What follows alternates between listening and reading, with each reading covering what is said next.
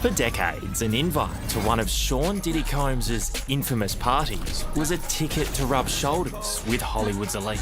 Welcome to Ms. Mojo, and today we're taking a closer look at the infamous parties of Sean Diddy Combs, explaining everything to do with the mogul's legendary white parties and his so-called freak-offs. Warning, certain information contains distressing details. You're gonna hear about my party, they're gonna be shutting them down, they're gonna probably be arresting me, doing all types of crazy things just because we wanna have a good time.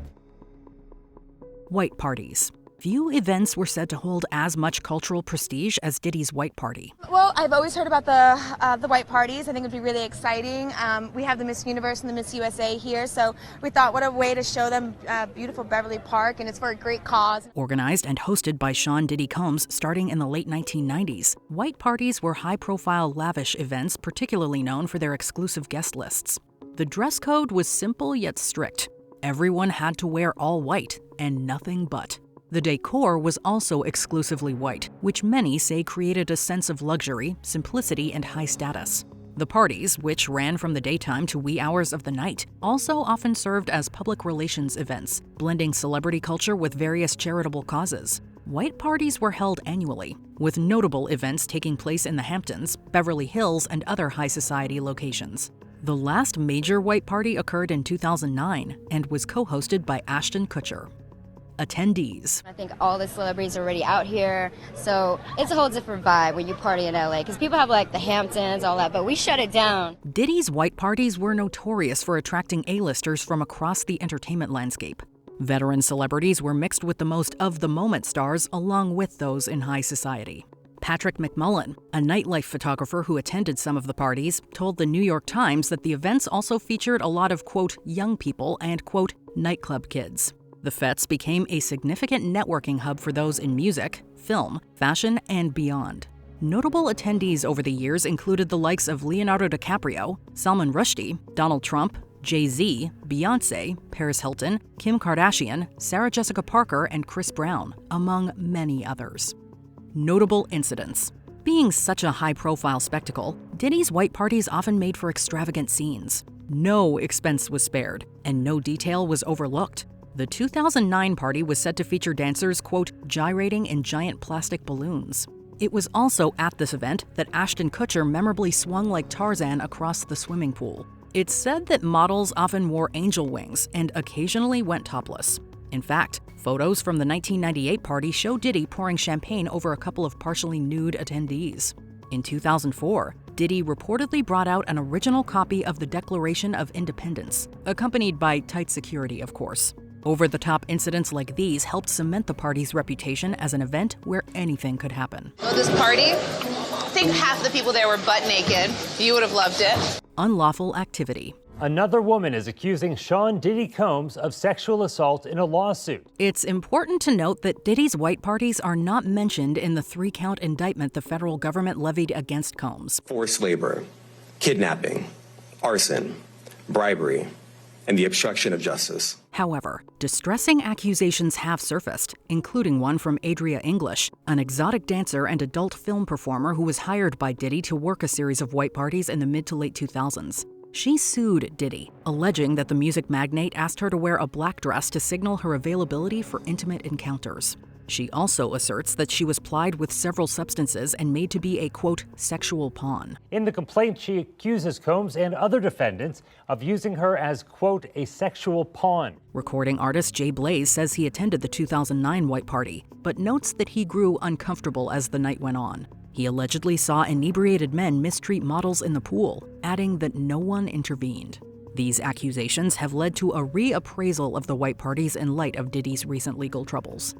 Freak-offs. They also uncovered videos of elaborately produced sex performances with multiple victims that Combs allegedly referred to as freak-offs. At the center of the current charges laid against Combs are so-called freak-off performance parties. Prosecutors describe these X-rated events as, quote, elaborate and produced performances featuring adult workers, which Combs allegedly organized, directed, and recorded for his own gratification. He's accused of trafficking women and male sex workers to perform depraved freak-offs.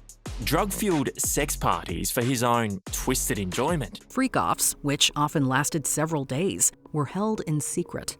Many were said to have taken place after Diddy's white parties. It's reported that once the bulk of A-list guests departed, the freak-offs would often begin in back rooms. These events included male and female sex workers. It's also purported that there was heightened security and staff to facilitate the debaucherous events.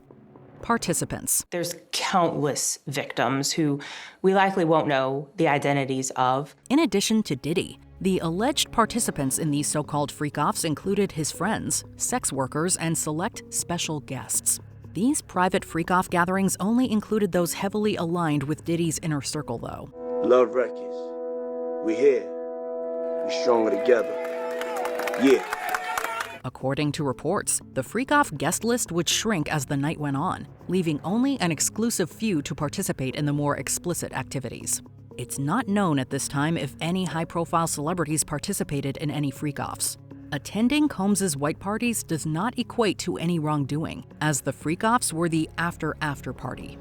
Freak-off items. It was very clear that a lot of the information that they got was from digital evidence that was taken from the raid. According to prosecutors, the items used in the freak-off gatherings included large quantities of illegal substances, gallons of liquor, and other notable supplies such as baby oil and lubricants, which were allegedly, quote, essential for the event.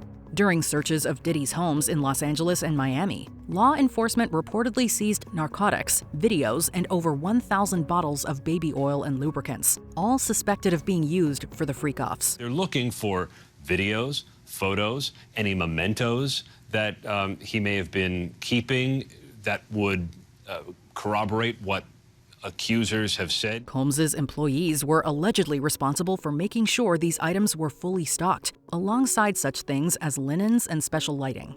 It's also claimed that IV fluids were sometimes administered following the sessions to help Combs and others recover from the physical strain. Before we continue, be sure to subscribe to our channel and ring the bell to get notified about our latest videos. You have the option to be notified for occasional videos or all of them. If you're on your phone, make sure you go into your settings and switch on notifications. Illegal activity. The criminal allegations against Sean Diddy Combs and his freak-offs are numerous and include trafficking, assault, and racketeering. It's alleged that Diddy's many employees are also involved, as they facilitated the events by booking hotel rooms, arranging travel, as well as providing payments. Note, he did not act alone. So there were enablers from his employees, his co-workers, his assistants, to other people in law enforcement that have aided and abetted him in carrying out these crimes. Illegal substance use was allegedly a significant feature of the parties and was leveraged as a method of, quote, control.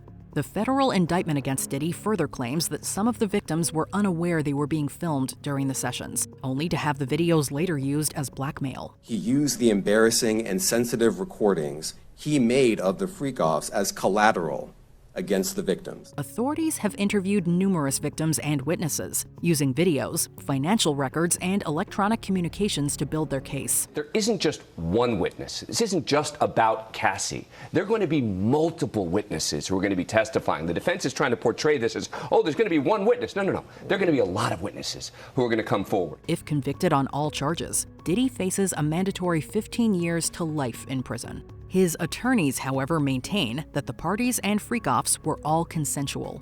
Combs has pleaded not guilty. Sean Combs is defiant and has pleaded not guilty to all charges. But locked up in one of New York's most notorious and violent prisons, the Brooklyn Metropolitan Detention Center. What do you make of Diddy's past parties and current legal troubles? Share your civil thoughts in the comments below. Because P. Diddy be wanting to party, and you gotta tell him no. You got to tell him no. I did. I did. See, I got the receipts for everything I'm telling you. That's why I can say them so freely. Kid, I need to know.